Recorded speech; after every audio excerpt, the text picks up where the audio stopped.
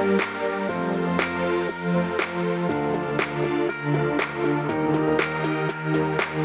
you want to learn how to shoot a cinematic time-lapse video like that? Then keep watching.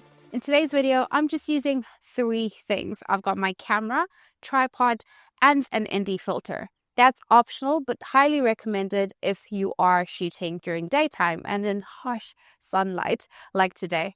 So let's talk settings. So I've opened up my menu and I'm going into shooting, which is the second bit on my menu. And I'm going to scroll down to drive mode. That's where you'll find your interval shooting function. And that's where we will set everything up. So interval shooting has to be turned on. Let's turn that on. Set the shooting time. So this is the time that this tells the camera when to start shooting. It gives it a sort of a delay, and that helps with stability. So if you set up your camera and you just want to start shooting without your hands involved, previously you'd use like a remote, but you've got the option to set up the start time. So I'm going to set it up to 5 seconds. So that'll wait 5 seconds and then I'll start shooting. And then the shooting interval, this is the number of seconds between each shot. So I am going to put it at 3 seconds, and this affects how fast or slow your time lapse looks. So I'm setting mine up to 3 seconds. Next up are the number of shots. So these are the number of photos taken throughout your time lapse, and the more photos you have, the longer your time lapse will be. So I'm going to set up mine to 800. And that will be about 40 minutes shooting time. So that's about right. And once that's set, I can go back out. The last thing on the menu is the auto exposure tracking sensitivity. And this determines how fast your camera adjusts to the exposure in your changing scene.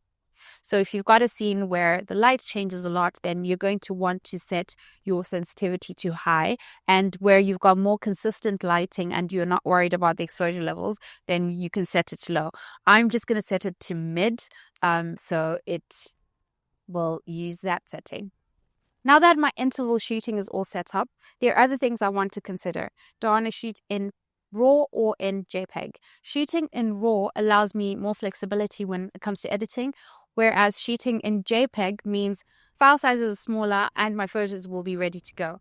I've chosen to go with RAW files today. Another thing that is highly recommended is shooting in manual mode. This allows you to set your ISO, aperture, and your shutter speed. I'm using a 24mm lens today, and I'll put my settings at ISO 50. I've got an f-stop of 16 and my shutter speed is 2 seconds. It's important to note that you want to keep your shutter speed lower than your interval time. So as I said, I've got a shutter speed of 2 seconds and my interval time is 3 seconds. Another thing you really want to lock in is your focus. Don't do as I would have done and leave your lens on autofocus or your camera on autofocus. Make sure you've got a manual focus and you focus on exactly what you want. It's important to pay attention to your composition. You want to look for movement. So you're looking for clouds, you're looking for cars, you're looking for shadows. Those are the things that make a really good time lapse.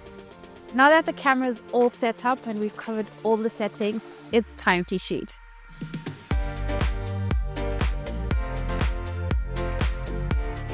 Let's create that time-lapse video. The first thing I do is import all my images into Lightroom for some basic adjustments. So I've got all my images, all 777 of them, and I've selected image 319, which is what I'm going to edit, and then whatever edits I make to this, I will apply to all the other images before I export them to take them to Adobe Premiere Pro.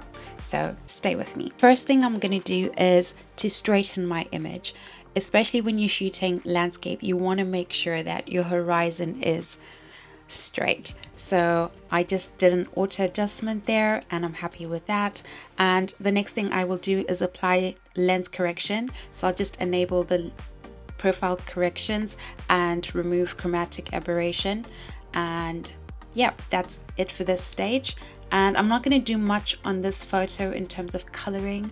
If you are into coloring and doing all sorts of things, then that's great, but I'm really concerned about this shadow in this corner, so I'm just going to add a mask just to lift those shadows and add a little bit of exposure and balance out the photo, the left and the right side.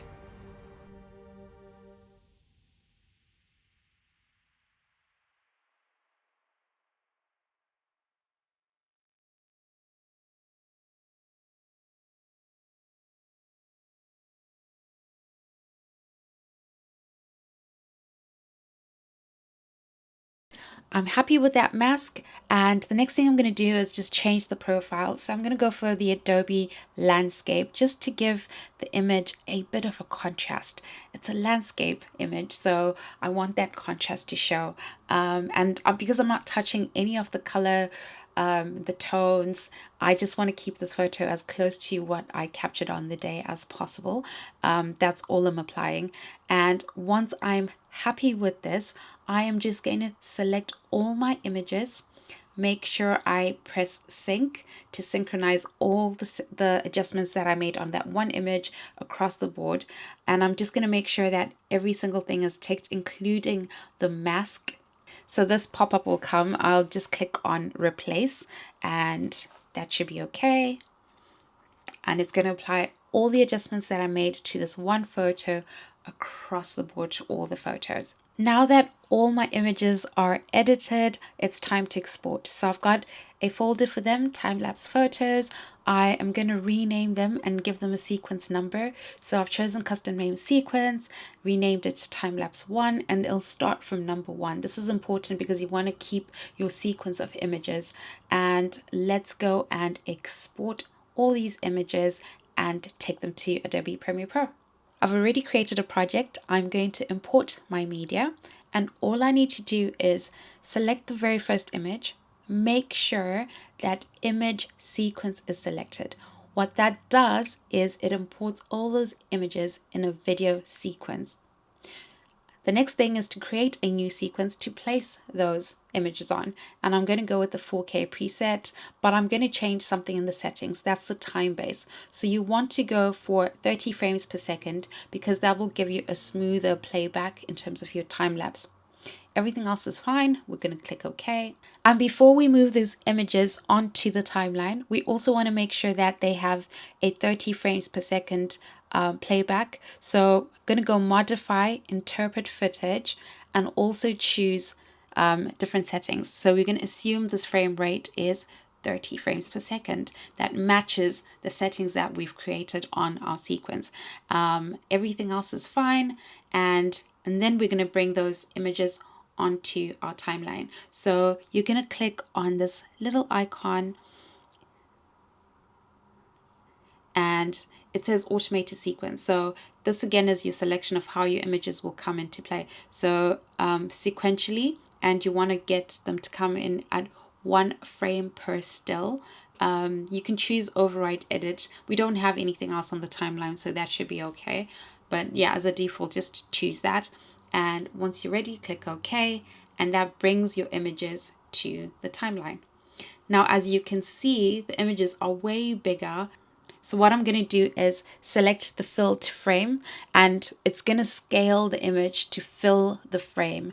And I'm just going to adjust it slightly because as it stands, it has a lot of the sky and not enough of the water. So I'm just going to move this sequence a bit higher, just so I can get a bit of that landscape as well as the sky.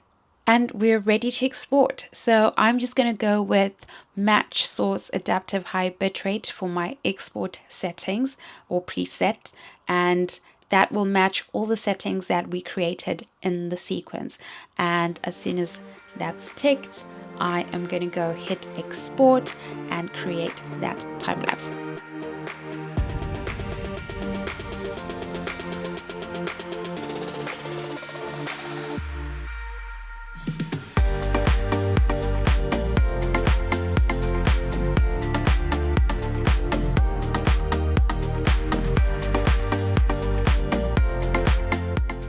I hope that inspired you to create your own time-lapse.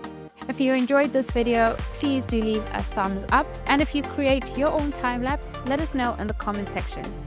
Do subscribe to the channel to see more videos like this. Thank you.